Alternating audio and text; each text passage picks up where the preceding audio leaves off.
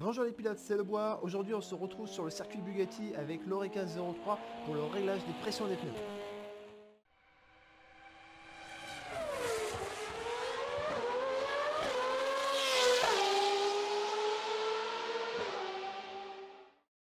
Avant d'aller sur la piste, examinons tout de suite l'enjeu de ce réglage.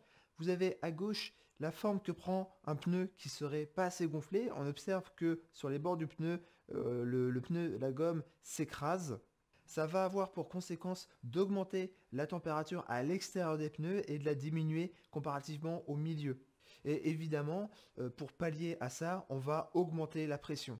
Inversement, si on a un pneu trop gonflé, on va avoir un pneu qui est légèrement ovalisé. Ça va avoir pour effet d'augmenter la température à l'extérieur de notre pneu et comparativement, celle du milieu sera plus faible. Et évidemment, pour pallier à ce problème, on va diminuer la pression.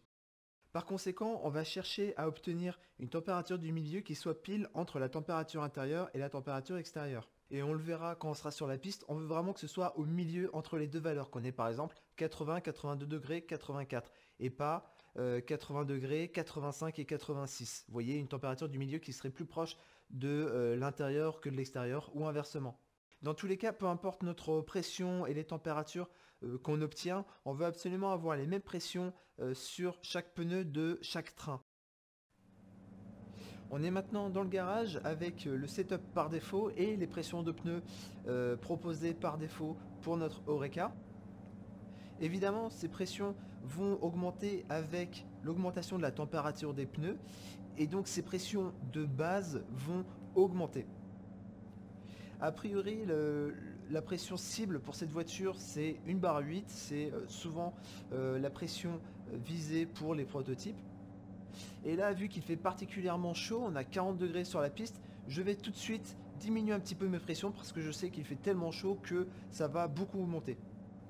Donc on va diminuer, on va partir peut-être avec 1,4 à l'avant et 1,3 à l'arrière.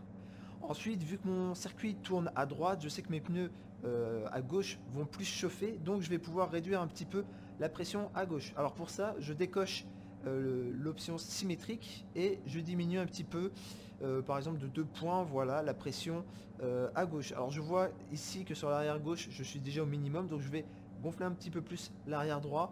Encore une fois, je préfère avoir des pressions équilibrées plutôt que des pressions optimales sur un pneu arrière gauche et avant droit.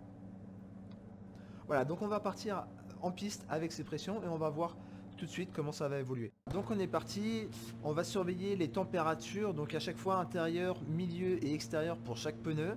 On va encore une fois viser vraiment l'équilibre parfait avec la température du milieu pile entre la température intérieure et extérieure, avec évidemment notre température extérieure du pneu plus faible que l'intérieur, du fait notamment du carrossage du pneu.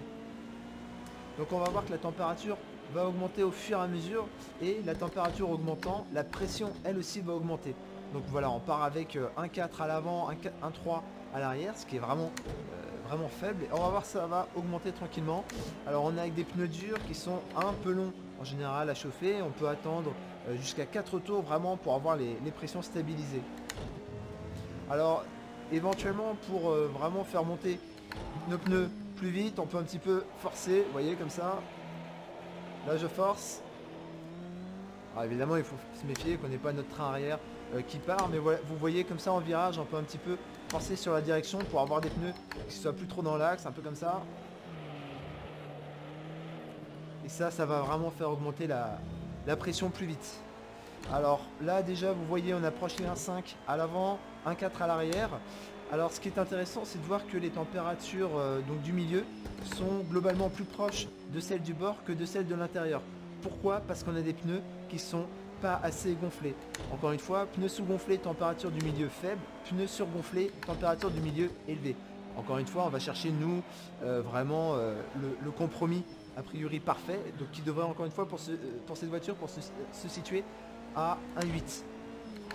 Alors cette pression, comment la trouver? Eh bien très simple, on fait des tests. Si la température, encore une fois, du milieu dépasse celle des bords, c'est qu'on est trop gonflé. Si elle est plus faible, c'est qu'on est justement sous-gonflé. Alors, je vous donne quand même un petit peu comme ça des indications. Pour les protos, en règle générale, on vise 1,8 bar. Et Proto, donc Proto et GT3, une barre 8. Tout ce qui est voiture de route, notamment avec les Pirelli, c'est 2 barres 1. Et pour les Formule 1, les monoplaces, ça peut être plus bas. Donc vous voyez, là on a déjà fait un tour. On n'a pas encore nos pneus complètement chauds. On approche les 1.6 à l'avant, on a dépassé les 1.5 à l'arrière. Je vois par exemple à l'arrière gauche que la pression du milieu est toujours plus faible que celle des côtés. Donc ça c'est un indicateur on n'a pas encore finalement atteint la pression optimale. Et en tout cas ce qui est sûr c'est qu'on ne l'a pas dépassé. À l'avant on a toujours, je vois l'avant gauche, 62, 63, 66. Toujours cette température du milieu très proche de celle de l'extérieur, ce qui veut dire qu'on n'a toujours pas la bonne pression, donc on va continuer à rouler. Encore une fois, ça peut prendre pas mal de temps, pourtant là on a un circuit où quand même ça tourne beaucoup. Bon en même temps, voilà, je suis pas à fond sur la voiture, je pourrais la maltraiter un petit peu plus pour que ça chauffe plus vite.